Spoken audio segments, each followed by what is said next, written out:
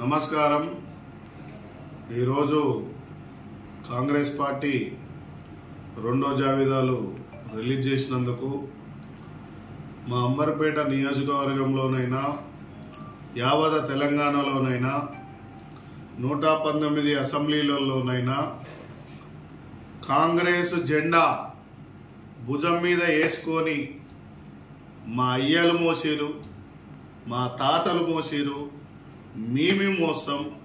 మా పిల్లలు మోస్తాం, కానీ కాంగ్రెస్ పార్టీ మాకు ముఖ్యం। కానీ రేపు మేము మాత్రం దొడ్లే పాలేరు పని చేసేటోళ్ళు లెక్క కూలీలు లెక్కనే ఉంటాం, కానీ మాకు సీట్లు ఇవ్వద్దు ఎవరు, ఎందుకంటే మేము కాంగ్రెస్ అభిమానులం। మాకు సీట్లు ఇవ్వద్దు ఎందుకంటే మేము జెండాలు కడతాం,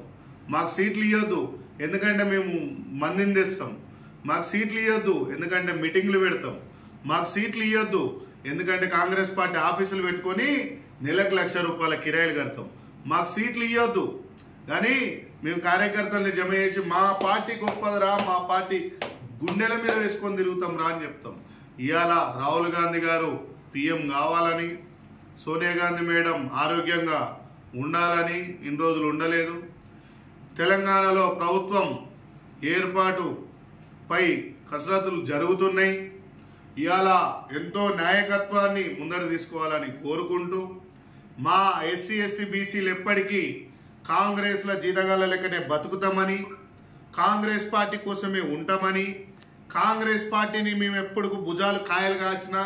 మాకు బుద్ధి రాదు మా SC ST BCలకని మేము 1,1,00,000 కోరికలతోని కాంగ్రెస్ పార్టీని కాపాడుకుంటామని కోరుకుంటూ జై కాంగ్రెస్, జై తెలంగాణ, అందరికీ మారకుంటే మీ కర్మరా బాబు।